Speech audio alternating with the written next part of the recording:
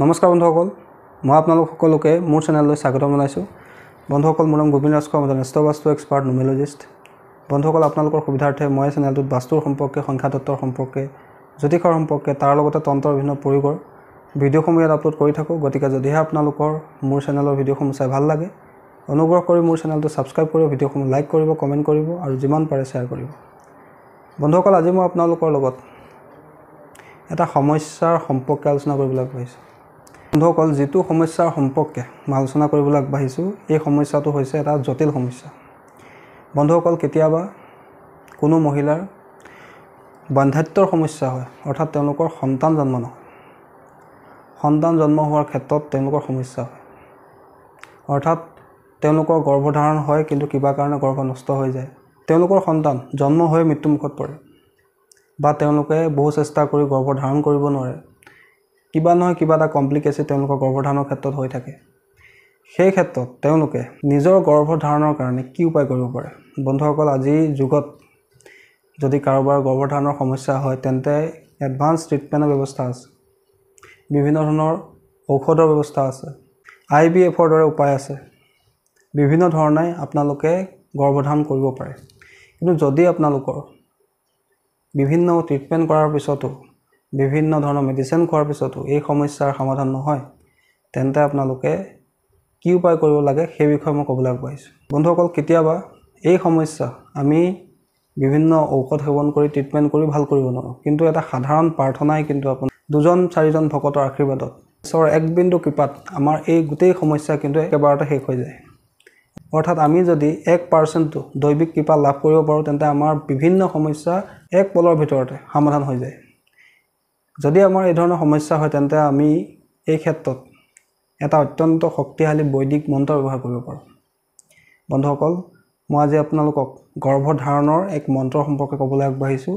অত্যন্ত এটা শক্তিশালী আৰু বৈদিক মন্ত্ৰ সম্পৰ্কে ক'বলৈ আগবাঢ়িছোঁ। বন্ধুসকল, এই মন্ত্ৰটো প্ৰয়োগটো একেবাৰে সহজ। যিকোনো মহিলাই এই প্ৰয়োগটো কৰিব পাৰে, কেৱল তেওঁলোকে মাহেকীয়াৰ সময়ছোৱাত এই প্ৰয়োগটো নকৰিব।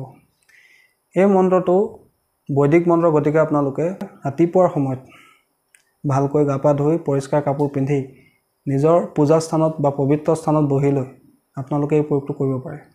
আৰু এই প্ৰয়োগটো কৰিবৰ কাৰণে আপোনালোকে অনুগ্ৰহ কৰি কোনো ৰুদ্ৰাক্ষৰ মালা বা ক্ৰিষ্টেলৰ মালা সহায় ল'ব পাৰে। বন্ধুসকল, মই আপোনালোকক এই মন্ত্ৰটো সম্পৰ্কে কৈ দিছোঁ। মন্ত্ৰটো হৈছে ওম হ্ৰীং লজ্জা জব্যং থ থ লা ওং হ্ৰীং স্বাহা। ওম হ্ৰীং লজ্জা জব্যং থ থ লা ওং হ্ৰীং স্বাহা। ওম হ্ৰীং লজ্জা জব্যং থ থ লা ওং হ্ৰীং স্বাহা।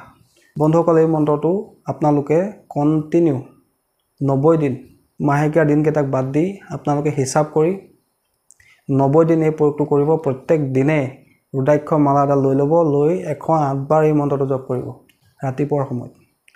যদি আপোনালোকৰ গৰ্ভধাৰণৰ ক্ষেত্ৰত কিবা সমস্যা আছে, আপোনাৰ জৰায়ু কিবা ইনফেকশ্যন আছে, আপোনাৰ গৰ্ভধাৰণ হৈ 2 দিনতে নষ্ট হৈ যায়, তেন্তে আপোনালোকে এই প্ৰয়োগটো কৰিব পাৰে।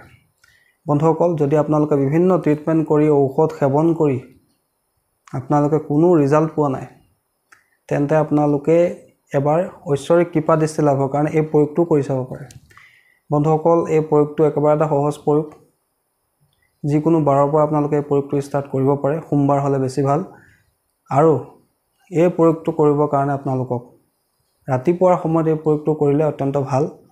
ৰুদ্ৰাক্ষৰ মালা সহায়ত এই মন্ত্ৰটো 108 বাৰ কণ্টিনিউ জপ কৰিব, মনৰ ইচ্ছা মনত ৰাখি চাব। আপোনালোকৰ 90 দিনৰ ভিতৰতে যদি আপোনালোকৰ গৰ্ভধাৰণৰ ক্ষেত্ৰত কিবা সমস্যা আছে, সম্পূৰ্ণ বিশ্বাস ৰাখি যদি প্ৰয়োগ কৰে, মা দুৰ্গাৰ আশীৰ্বাদত আপোনালোকৰ সেই ইচ্ছা পূৰ্ণ হ'ব। যেনেকুৱা কমপ্লিকেশ্যন নাথাকক কিয়, আপোনাৰ গৰ্ভধাৰণৰ সমস্যা দূৰ হ'ব। কেৱল নিজৰ মনত ঈশ্বৰৰ প্ৰতি আস্থা আৰু বিশ্বাস ৰাখি এই প্ৰয়োগটো কৰিব। এই মন্ত্ৰটো এটা বৈদিক মন্ত্ৰ, গতিকে পবিত্ৰ অৱস্থাত এই মন্ত্ৰটো জপ কৰিব আৰু পবিত্ৰ স্থানত বহি কৰিব। চাব আপোনালোকৰ মনৰ ইচ্ছা পূৰ্ণ হ'ব। বন্ধুসকল, আশা কৰিছোঁ আজি আপোনালোকে গম পালে। যদি আপোনালোকৰ কিবা গৰ্ভধাৰণৰ ক্ষেত্ৰত সমস্যা হয়, সন্তান জন্ম হোৱাৰ ক্ষেত্ৰত আপোনাৰ সমস্যা হয়, তেন্তে আপোনালোকে কি মন্ত্ৰ প্ৰয়োগ কৰিব পাৰে আৰু কি উপায়েৰে আপোনালোকে এই সমস্যা দূৰ কৰিব পাৰে। বন্ধুসকল, আশা কৰিছোঁ আজি আপোনালোকৰ এই প্ৰয়োগটো সম্পৰ্কে জানি ভাল লাগিলে। আশা কৰিছোঁ আপোনালোকৰ ভিডিঅ'টো ভাল লাগিলে। যদি ভাল লাগিলে অনুগ্ৰহ কৰি ভিডিঅ'টো লাইক কৰি দিব, কমেণ্ট কৰিব আৰু মোৰ চেনেলটো ছাবস্ক্ৰাইব কৰিব। ধন্যবাদ।